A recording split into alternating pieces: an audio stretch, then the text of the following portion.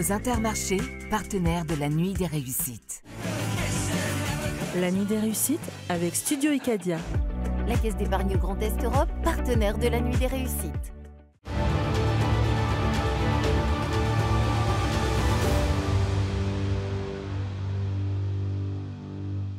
Bienvenue dans les rencontres de la Nuit des Réussites. Avec nous, Fabrice Schlosser. Bonjour.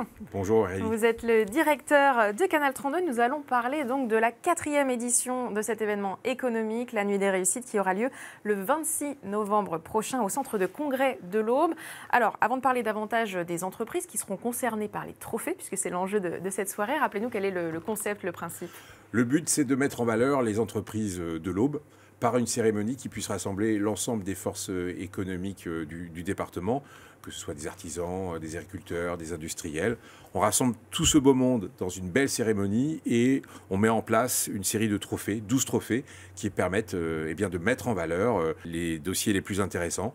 Il faut se porter candidat pour pouvoir faire partie des nominations, mais c'est assez simple, on va le voir. Alors, avant de parler justement des critères, comment postuler, etc., quelles sont les catégories, ces 12 trophées? Les catégories, elles ressemblent à celles de l'année dernière. On a une sorte de maturité, on va dire, de l'événement, puisque c'est sa 4e édition. On va parler d'innovation, on va parler d'insertion professionnelle, monde agricole, artisanat, entreprise au féminin, RSE, Made in Aube, entrepreneur de l'année, jeune entrepreneur et entreprise de l'année. Et à ces 10 catégories, on rajoute le coup de cœur du jury et le trophée du public, puisqu'on propose au public aubois de voter parmi toutes les nominations pour l'entreprise de leur cœur. À qui ça s'adresse? Est-ce que si je suis un auto-entrepreneur, je peux postuler aussi parce que j'ai quelque chose qui, je sens, se démarque, ou est-ce qu'il faut absolument être une TPE, PME, voire une très grosse entreprise? On peut en effet se porter candidat quand on est auto-entrepreneur. C'est vrai qu'on va porter plus d'attention à des statuts juridiques un peu plus étoffés, comme une SAS ou autre. Mais imaginons qu'un auto-entrepreneur ait une idée extrêmement innovante par sa manière de faire ou parce qu'elle a inventé. On peut en effet se porter candidat. Il n'y a pas d'interdiction. L'an dernier, on avait reçu combien de dossiers? On avait reçu environ 69 dossiers et une cinquantaine de ces dossiers avaient été validés. Et ça avait abouti à peu près 25 entreprises qui faisaient partie des nominations. On voit un petit peu l'échelle, 69, 50 candidatures sélectionnées et 25 entreprises nommées. Donc c'est qu'on a 3 voire 4 nommés par trophée. Et d'ailleurs, comment ça se fait qu'on peut être nommé dans plusieurs catégories? C'est une question qu'on nous pose parfois. Et je me dis, on ne pose pas la question aux Oscars et aux Césars. Un film peut être nommé dans plusieurs catégories. C'est la même chose pour la Nuit des Réussites. On n'allait pas demander, par exemple, il y a 20 ans à Titanic, d'être nominé dans une seule catégorie du meilleur film, en interdisant Kate Winslet ou Leonardo DiCaprio d'être nommés dans les catégories de meilleure actrice et de meilleur acteur. C'est la même chose. Une entreprise, elle a plusieurs talents. Et donc, il est normal qu'on puisse la retrouver parfois dans plusieurs catégories. Ceci dit, plus on aura de candidatures, plus ce sera intéressant d'ouvrir les catégories à divers talents dans diverses entreprises. Et on verra peut-être un petit peu moins ces doubles ou ces triples nominations dans les années futures. Mais on ne s'interdit pas de le faire, car en effet, une entreprise a plusieurs talents. Quand on postule, si je comprends bien, on ne sélectionne pas le trophée qui nous semble correspondre à la typologie de notre entreprise, à notre point fort. Il faut savoir que les organisateurs que nous sommes vont envoyer ce lien de formulaire en ligne sur lanuitdesréussites.fr. Dans le dossier de candidature, évidemment, on peut donner une indication. Évidemment, on a toujours une intention. Quand on se porte candidat, on a peut-être eu une action RSE ou une action d'innovation qui, évidemment, va nous donner la puce à l'oreille. Mais le formulaire est fait pour rassembler toutes les informations de l'entreprise et se donner également toute liberté aux organisateurs et aux jurys de donner et d'attribuer une nomination à telle ou telle entreprise dans telle ou telle catégorie. En effet, l'entreprise ne choisit pas sa catégorie, mais en étant malin, on peut parfois donner une indication intéressante aux organisateurs lorsqu'on remplit le formulaire. Vous avez mentionné le jury. Il se compose de quel type de profil et combien de personnes? Le but, c'est d'avoir organisé un événement qui rassemble l'ensemble des forces économiques de l'Aube. Et le jury, c'est la même chose. On a essayé de rassembler les différentes strates du monde économique aubois. Alors, vous avez des chambres consulaires, agriculture, artisanat, CCI. Vous avez des syndicats patronaux, vous avez des entrepreneurs issus de certaines associations très importantes dans le monde économique, type CJD, et puis les 3 sponsors premium de l'événement. Tout ça constitue un jury de 12 personnes qui montre la diversité de ce jury et donc une diversité des débats et des choix. Il y a une qualité, je pense, dans ce jury qu'on ne peut pas retrouver ailleurs. Comment on évite les éventuels conflits d'intérêts? Justement, le monde au bois, c'est pas que tout le monde se connaît, mais on pourrait se dire, ah bah oui, mais forcément, tu connais un tel, il a mis ton dossier sur le haut de la pile.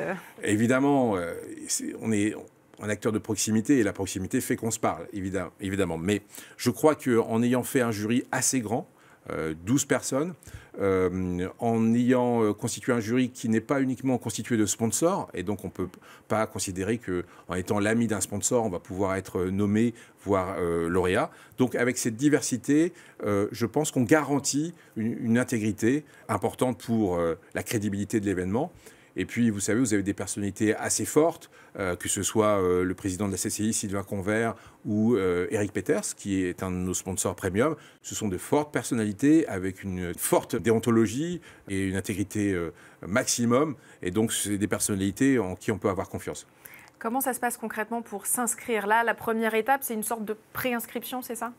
Vous allez sur lanuitdesreussites.fr, ça vous permet d'avoir toutes les informations sur l'événement et on va vous proposer de se porter candidat simplement en remplissant des informations principales, le nom de la société, le nom du dirigeant, le site internet, le secteur d'activité. Voilà, c'est un tout petit appel.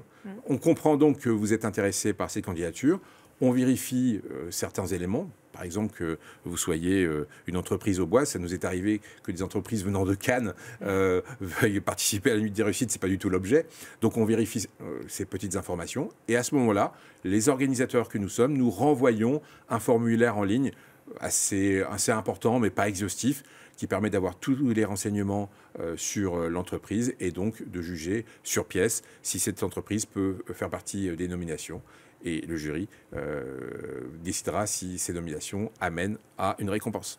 Et qui remplit ce dossier, le chef d'entreprise ou la chef d'entreprise, j'imagine? Généralement, par expérience, c'est soit le chef d'entreprise quand c'est une entreprise qui n'est pas trop importante, avec quelques salariés, mais souvent des responsables, soit marketing, soit de communication, ou une direction générale.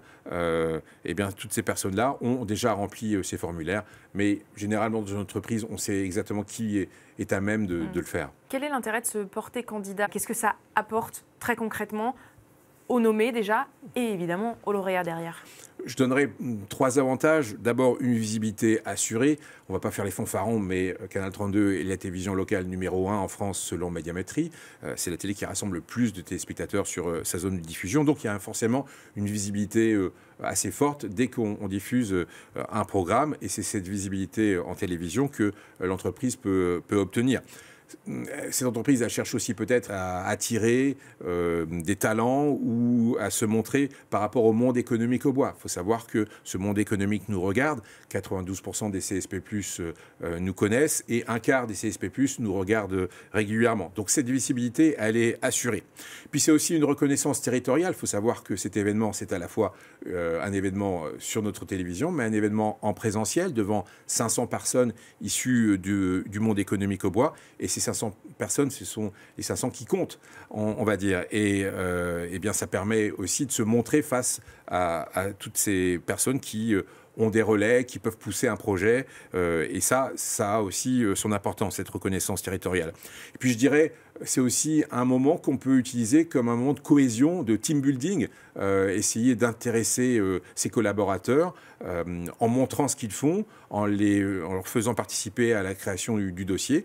C'est aussi une manière utile de faire avancer son entreprise. Et donc ça permet aussi le soir même de faire du réseau, c'est plus ou moins ce qu'on a compris à travers le fait que toutes les personnes du monde économique soient là. Comment on suscite l'intérêt justement pour ces candidatures? On a évidemment le site internet, on en parle aussi sur les réseaux sociaux, il faut que ça essaime, les réseaux sociaux professionnels sont un atout aussi? C'est vrai qu'au-delà de la diffusion d'une bande-annonce qui appelle aux candidatures ou de cette émission, il y a aussi un gros travail sur les réseaux sociaux. C'est normal, c'est naturel. Maintenant, la Nuit des Réussites a son propre compte LinkedIn, a son propre compte Instagram. Et donc, j'invite évidemment toutes les personnes qui sont intéressées à aller voir aussi sur ces réseaux sociaux la Nuit des Réussites.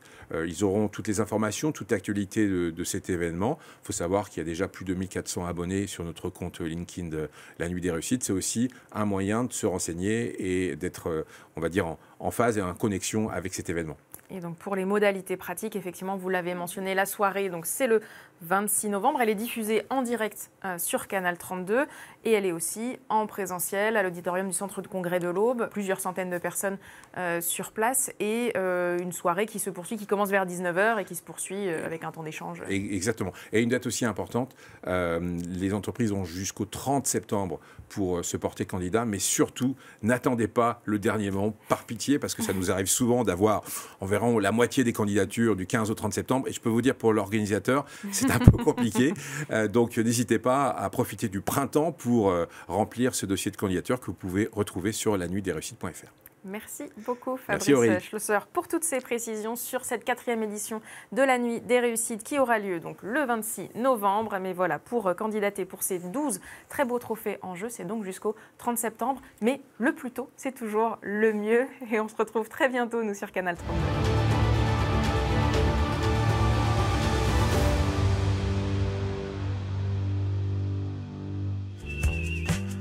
Vos Intermarchés, partenaires de la Nuit des Réussites. La Nuit des Réussites avec Studio Icadia. La Caisse d'épargne Grand Est Europe, partenaire de la Nuit des Réussites.